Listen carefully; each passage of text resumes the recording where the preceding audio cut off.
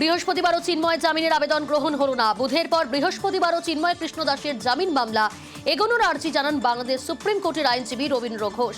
নয়া যুক্তি দেখিয়ে এই আবেদন গ্রহণ হয়নি। শুনানির জন্য শর্ত দিয়েছেন চট্টগ্রাম আদালতের বিচারক।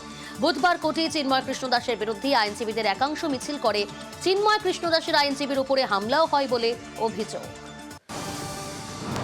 আরেকটা লয়ার না থাকার কারণে এইবারে উনি এটা পেন্ডিং রেখে দিয়েছেন। সহায়তা আজকে পাওয়া উচিত ছিল।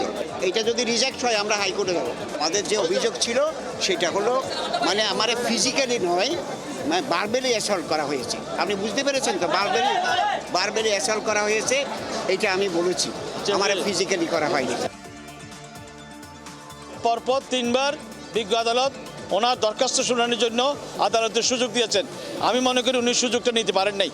উনি সুযোগটা নিতে পারলে ওনার সুবিধা হবে। আদালত ওনার পক্ষে ছিলেন। আদালত চাইছে যে ওনার একটা সুযোগ দেওয়ার জন্য।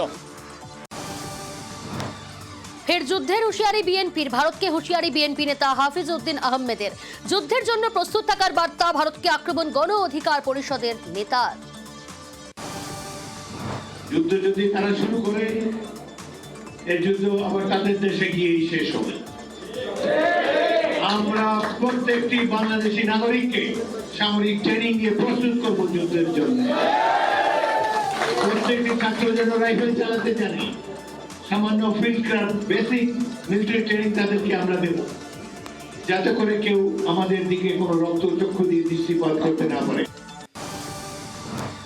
একটা একটা করে ইন্ডিয়ানকে ধরে লাথি মেরে ইন্ডিয়ার সীমান্তে ঢুকাই দিয়ে আসতে হবে। আমি একটা শেখ হাসিনাকে জিজ্ঞাসা করছি, আপনি কি এই বাংলাদেশের সন্তান এরকম সাংঘাতিক কাজ করলেন কিভাবে? আমরা কি পারবো ইন্ডিয়ার যে চিকেন নেক রয়েছে সেখানে গিয়ে একটা ইকোনমিক জোন বানাতে? রাঙ্গামাটি থেকে শুরু করে সিলেট পর্যন্ত মাত্র 45 কিলোমিটার দূরত্ব। এই 45 কিলোমিটার দূরত্ব দেখেন ইন্ডিয়া আমাদেরকে দেয় নাই। যদি ঘুরে যেতে হয় চট্টগ্রাম দিয়ে রাঙ্গামাটি থেকে 400 কিলোমিটার যেতে হয়, 400 কিলোমিটার। আমি ভারতের কাছে 45 কিলোমিটার পাইলাম না, কিন্তু 400 কিলোমিটার ঘুরে যাচ্ছি। কিন্তু ভারতকে 1500 কিলোমিটার বাঁচানোর জন্য আমি 400 কিলোমিটারের ট্রানজিট দিলাম কেন? তাহলে ইন্ডিয়া কোনোদিন কাউকে দেবে না, শুধুমাত্র নিজেরাই নেবে। আমরা এই নীতিকে কতটুকু সমর্থন করতে পারি? চিন্ময় কৃষ্ণ দাসের গ্রেফতারের পর এবার ইসকন বাংলাদেশের ওয়েবসাইটে কোপ। বাংলাদেশে বন্ধ করা হলো ইসকনের ওয়েবসাইট। ইউনিট সরকার সাসপেন্ড করেছে ওয়েবসাইট। বৃহস্পতিবার বাংলাদেশ ইস্যুতে মুলতবি হয়ে যায় রাজ্যসভা। বাংলাদেশে সংখ্যালঘু পীড়ন নিয়ে সংসদে প্রধানমন্ত্রীর বিবৃতির দাবি তোলে তৃণমূল। প্রধানমন্ত্রীর বিবৃতির দাবিতে রাজ্যসভায় হইচই। গোটা দিনের জন্য স্থগিত হয়ে যায় রাজ্যসভা। পাল্টা তৃণমূলকে কটাক্ষ BJP. My point of order is on Rule 251, sir. I request you, through you, sir, the situation in Bangladesh, we want the Prime Minister to come and give a statement.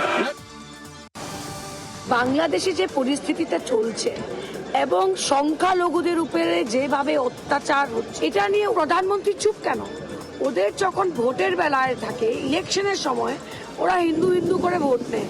আর আজকে প্রধানমন্ত্রীর কাছে 1 মিনিটের সময় নিয়ে যে রাজ্যসভাতে এসে যে সংখ্যালঘুদের উপরে অত্যাচার হচ্ছে বাংলাদেশ, সেটা নিয়ে একটা স্টেটমেন্ট রাখবেন। আমাদের এই দাবিটা ডেরেক ওব্রায়েন রাজ্যসভাতে রেখেছে। আমরা আশা করছি সেশন আরেকটা সপ্তাহ আছে, প্রধানমন্ত্রী এটার উপরে মুখ খোলা উচিত। আমি কাকে নেতা মানব? ডেরেক ওব্রায়েনকে না মমতা ব্যানার্জি? একই দল থেকে সমান্তরালভাবে দু ধরনের বিবৃতি আসছে। আমরা জানি যেটা বলেছেন মুখ্যমন্ত্রী সেটাই তৃণমূল কংগ্রেসের শেষ কথা। তিনি বলেছেন যে আমরা কেন্দ্রের দিকে তাকিয়ে আছি, কেন্দ্র যেটা করবে আমরা তার সঙ্গে আছি। এখন কেন্দ্র কি করছে না করছে, হিন্দুদের জন্য এখন চোখের জল যারা ফেলছেন তারা প্রধানমন্ত্রীকে ফোন করে জেনে নিন। বাংলাদেশের মুক্তিযুদ্ধে শহীদ ভারতীয় সেনাদের স্মরণ। দক্ষিণ দিনাজপুরে হিলি সীমান্তে শহীদ স্মরণ। 1971 সালের 12 ডিসেম্বর হিলির মাঠে শহীদদের সৎকার করা হয়েছিল। বৃহস্পতিবার সেনার উদ্যোগে 468 জন শহীদকে স্মরণ করা হয়। স্মৃতিসৌধে মালা পরিয়ে শহীদদের শ্রদ্ধা জ্ঞাপন অবসরপ্রাপ্ত সেনা কর্তাদের। এই ওয়ার মেমোরিয়ালটা 2022 সালে যখন সড়ক নির্মাণের সময় নষ্ট হয়ে গেছিল, ইন্ডিয়ান আর্মির নেতৃত্বে এইটাকে আবার নবীকরণ করা হয়েছিল। আজকে আমাদের কাছে এখানে হিস্টোরিক্যাল বাস্ট বানানো হয়েছে, এখানে ম্যাপস লাগানো হয়েছে, যাতে প্রজন্ম আমাদের যে পরবর্তী প্রজন্ম আছে তারা যেন এর ব্যাপারে জানতে পারে, শিখতে পারে। সংসদের চলতি অধিবেশনে এক দেশ এক ভোট, এক দেশ এক ভোটের সম্মতি কেন্দ্রীয় মন্ত্রিসভার। একসঙ্গে সব ভোটে সায় কেন্দ্রীয় ক্যাবিনেটের। শীঘ্রই সংসদে এক দেশ এক ভোট বিল পেশের সম্ভাবনা। কড়া প্রতিক্রিয়া মমতা। আমি 2 বছর আগে মহারাষ্ট্রে অল ইন্ডিয়া স্পিকার্স কনফারেন্সে আমি গেছিলাম এবং সেই দিনও একটা রেজলিউশন ওরা এনেছিলেন। আমি লোকসভা স্পিকারকে বলেছিলাম যে আপনি যে রেজলিউশনটা এনেছেন এটা তো ইন্ডিকেট করে আপনি ওয়ান নেশন ওয়ান ভোটের থিওরিটার উপর বেস করে এটা এনেছেন। ওরা আপনি আমাকে মিসলিড করছেন, আপনি আমাকে বুঝতে পারছেন না মিস্টার ব্যানার্জি, আমাদের ওই দৃষ্টিভঙ্গি নেই। কিন্তু আমি দেখছি যে আমি সেদিন যেটা আশঙ্কা করেছিলাম সেটাই আজকে বাস্তবায়িত হচ্ছে। ওরা এটা এনেছেন। আমি জানি না সংবিধান থেকে এরা কতটা অনুমোদন পাবেন এই ব্যাপারটা নিয়ে, সেটা যারা সংবিধান বিশেষজ্ঞ তারাই বলবেন, আদালত আছে, ব্যাপারটা অনেক দূরেই যাবে। তবে আমাদের ওদের যে পরিকল্পনা রয়েছে, that was the hidden agenda at that period of time, সেটা আমি উপলব্ধি করতে পেরেছি। এক দেশ এক ভোটে মন্ত্রিসভার সায়, তারপরে শুরু চর্চা। বিজেপি সাংসদ শ্রমিক ভট্টাচার্যের দাবি এটা বিজেপির কোনো হিডেন এজেন্ডা নয়। ভারতীয় অর্থনীতির উপর চাপ কমাতে এই প্রস্তাব বহুদিনের, অবাস্তব, অবৈজ্ঞানিক। পাল্টা কটাক্ষ কুণাল ঘোষের। এটা আমাদের কোনো হিডেন এজেন্ডা নয়, এটা দীর্ঘদিনের বিজেপির দাবি। আদবানিজি যখন দেশের নেতৃত্ব দিতেন বিজেপিকে, তখনও তিনি বলে এসেছেন ওয়ান নেশন ওয়ান ইলেকশনের কথা। আর এটা ভারতবর্ষের বিভিন্ন অর্থনীতিবিদ, বিভিন্ন রাষ্ট্রবিজ্ঞানী, দেশের রিটায়ার্ড আইএএস অফিসার, সাধারণ মানুষ, তারা সবাই এটা সমর্থন করছেন।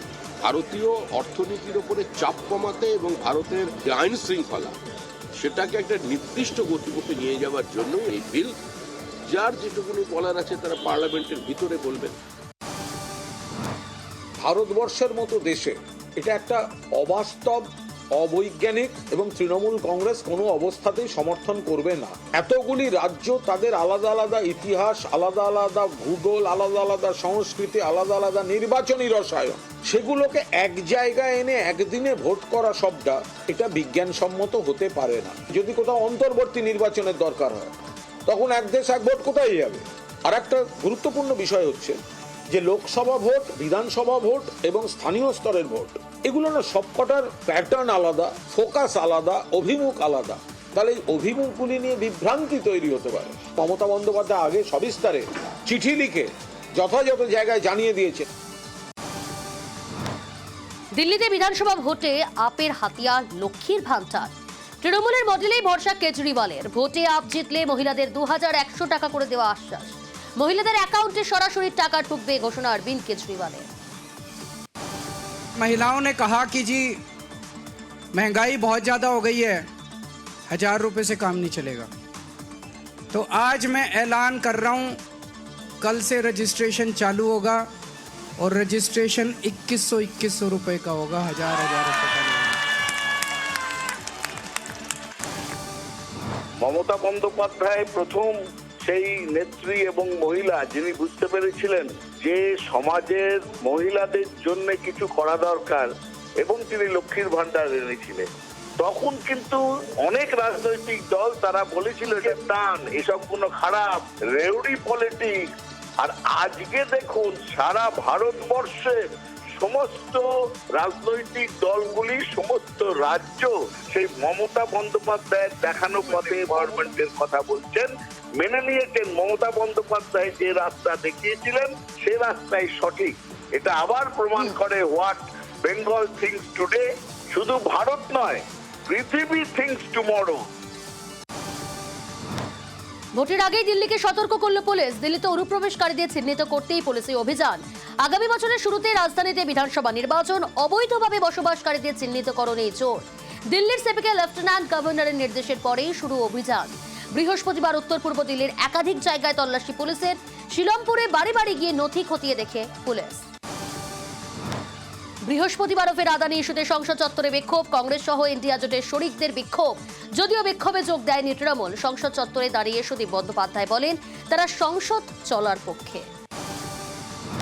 ये कांग्रेस भी नहीं चाहता, बीजेपी भी नहीं चाहता, हम लोग क्या करेंगे? ममता बनर्जी हम लोगों को बता दिया हाउस चलना चाहिए, और बंगाल का बहुत समस्या है। दिल्ली सरकार बंगाल को रुपया नहीं देता, वो आवास योजना की रुपया नहीं देता, वो मनरेगा की रुपया नहीं देता।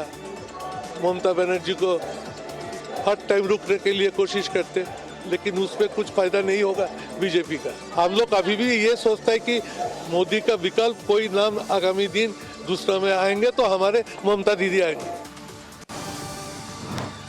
উত্তরপ্রদেশের হাথরাসে রাহুল গান্ধী 2020 সালে হাথরাসে তরুণীকে গণধর্ষণ করে খুনের অভিযোগ। বৃহস্পতিবার তরুণীর পরিবারের সঙ্গে সাক্ষাৎ করেন কংগ্রেস সাংসদ রাহুল গান্ধী। মোহাম্মদ সামি কবে অস্ট্রেলিয়া যাবেন তা নিয়ে ধোঁয়াশা থেকেই গেল। বাংলার হয়ে সৈয়দ মুস্তাক আলী টি-20তে খেলছিলেন সামি। বড়োদার কাছে হেরে বাংলার টি-20 অভিযান শেষ হয়ে গিয়েছে। প্রাথমিকভাবে শোনা যাচ্ছিল টি-20-র পরেই স্বামী অস্ট্রেলিয়া উড়ে যাবেন, কিন্তু আপাতত সেরকম কোনো পরিস্থিতি তৈরি হয়নি। আপাতত বেঙ্গালুরুর জাতীয় ক্রিকেট একাডেমিতেই ট্রেনিং করবেন তিনি। আইসিএলে জয়ের হ্যাট্রিক করতে পারল না ইস্ট বেঙ্গল। ওড়িশার বিরুদ্ধে বেশিরভাগ সময় 10 জনে খেলে এগিয়ে গিয়েছিল লাল হলুদ, কিন্তু শেষ পর্যন্ত 3 পয়েন্ট হাতছাড়া হয়। চোটের জন্য দিমিত্রিয়াস সলক্রেসপোরা এমনিতেই ছিলেন না। এদিন তালালের উপর দলের গুরু দায়িত্ব ছিল, কিন্তু মাত্র 12 মিনিট খেলেই আহত হয়, তাকে মাঠ ছাড়তে হয়। তারপরেও 52 মিনিটে লাল চুংনুঙ্গার দুরন্ত গোলে এগিয়েও যায় লাল হলুদ ব্রিগেড, কিন্তু 2 মিনিট গোল শোধ করেন জেরি। 80 মিনিটে দুরন্ত গোলে দলের জয় নিশ্চিত করলেন বুমোস।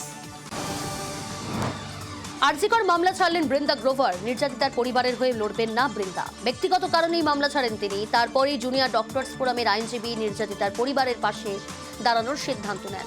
এবার মামলা লড়বেন আইনজীবী রাজদীপ হালদার, সওয়াল করবেন অমর্ত্য দে ও তরিত ওঝা। ফের বৃহস্পতিবার সশরীরে আদালতে হাজিরা সঞ্জয় রায়ের। কয়েকদিন ভার্চুয়াল হাজিরা সঞ্জয়ের। আরজিকরের ঘটনায় শিয়ালদা আদালতে হাজিরা সঞ্জয়ের। এদিন আদালতে হাজির ছিলেন নিহত তরুণী চিকিৎসকের বাবা মা। সুপ্রিম কোর্টে পিছল চাকরি বাতিল শুনানি। আগামী বৃহস্পতিবার এসএসসি চাকরি বাতিল শুনানি। সব চাকরি বাতিল না, কারচুপি খুঁজেই চাকরি বাতিল। 2 বিষয় বিবেচনা করতে চায় সুপ্রিম কোর্ট। 2016 পুরো প্যানেল বাতিল হাইকোর্টের রায়কে চ্যালেঞ্জ করে সুপ্রিম কোর্টে যায় রাজ্য। আধা সেনায় নিয়োগে কাটলো আইনি জট। উচ্চতা নিয়ে জট কাটলো কলকাতা হাইকোর্টে। 169.5 সেন্টিমিটার উচ্চতা হলেই বিবেচ্য হতে পারেন পরীক্ষার্থী, এদিন জানায় কলকাতা হাইকোর্ট। নির্দেশ বিচারপতি তপব্রত চক্রবর্তী ও বিচারপতি পার্থসারথী চট্টোপাধ্যায়। 170 সেন্টিমিটার হাইট না হলে নিয়োগ নয় আধা সেনায়। জানানো হয়েছিল নিয়োগ প্রক্রিয়ায় 46,617 শূন্য পদে নিয়োগের মেধা তালিকা প্রকাশেও সবুজ সংকেত আদালতে। ট্যাবের টাকা গায়েবে রাজ্যের বাড়তি সতর্কতা। সরকারি বিভিন্ন প্রকল্পে উপভোক্তাদের টাকা পাঠানোর সতর্কতা। প্রতারণা রুখতেই রাজ্যের অর্থ দপ্তরের 16 দফা নির্দেশিকা। নামের বানান যাচাই করতে অনলাইন ব্যবস্থা করা হয়েছে। অনলাইনে 2 বার পাঠাতে হবে নাম, অ্যাকাউন্ট নম্বর। কাগজে কোনো আবেদন গৃহীত হবে না। রাজ্যের কোনো ব্যাংকে থাকতে হবে অ্যাকাউন্ট যাচাই করবে ন্যাশনাল পেমেন্ট কর্পোরেশন। সোদপুরের ঘোলায় দুষ্কৃতী দৌরাত্ম্য। মুরাগাছে একটি দোকানে আগুন ধরিয়ে দেয় দুষ্কৃতীরা। সিসি ক্যামেরা বন্দী দুষ্কৃতীদের আগুন লাগানোর ছবি ও অভিযুক্তদের খোঁজে ঘোলা থানা। বিধাননগর পুরসভার কাজকর্ম নিয়ে নানা অভিযোগের পর কাউন্সিলরদের নিয়ে বৃহস্পতিবার বৈঠক করেন মেয়র। বিভিন্ন সমস্যা মেটাতে একাধিক নির্দেশ মেয়র ফিরহাদ হাকিমের। বিধাননগর পুরসভার ময়লা ফেলার জন্য পাথরঘাটায় নতুন ডাম্পিং গ্রাউন্ড তৈরির নির্দেশ। বিভিন্ন বাড়িতে অনেকেই রেস্তোরাঁ, ক্যাফে সহ বিভিন্ন ব্যবসা করছেন। সেই বাড়িগুলিকে বাণিজ্যিক করের আওতায় আনার নির্দেশ। বিধাননগর পুরসভায় যাতে পরিশ্রুত পানীয় জল সরবরাহ সঠিকভাবে হয় সেদিকেও কাউন্সিলরদের নজরদারির নির্দেশ। হাওড়া ড্রেনেজ ক্যানাল রোডের নতুন নাম শৈলেন মান্নার সরণি। ড্রেনেজ ক্যানাল রোডের নাম ছিল ভোলানাথ চক্রবর্তী সরণি, সেই নাম বদলে শৈলেন মান্না সরণি রাখা হলো। মঙ্গলবার দীঘা যাওয়ার সময় রাস্তার নাম পরিবর্তনের কথা জানান। দীঘা থেকে ফিরেই রাস্তার নতুন নামকরণ মুখ্যমন্ত্রী। এই পুরো রাস্তাটা যে একটা প্ল্যান করা হয়েছে শৈলেন মান্না সরণি, এখানে সেলফ হেল্প গ্রুপের এরা বসেছেন আনন্দধারা, সুফল বাংলার দোকান থেকে শুরু করে জামা কাপড় মেয়েরা যেগুলো পরে এবং গয়নাগাটি এগুলো আছে। এছাড়াও এখানে যেটা হবে সেটা হচ্ছে একটা গ্রামের মধ্যে এরা একটা লাইব্রেরি তৈরি করবে কিছুটা জায়গা জুড়ে, মানে পুরো এলাকাটা জুড়ে। আর একটা জায়গায় একটা রেস্টুরেন্ট করবে, আর একটা জায়গায় মানে যাতে বাচ্চারা খেলাধুলা করতে পারে সেই ধরনের কিছু করবে। আমি নিজে দেখেছি যে এত সুন্দর জায়গা অথচ কাজে লাগানো দরকার, তাই কাজে লাগানোর জন্য এই এলাকাটা জুড়ে পরিকল্পনা নেওয়া হয়েছে যাতে আগামী দিন এলাকাটা সুসজ্জিত হয়।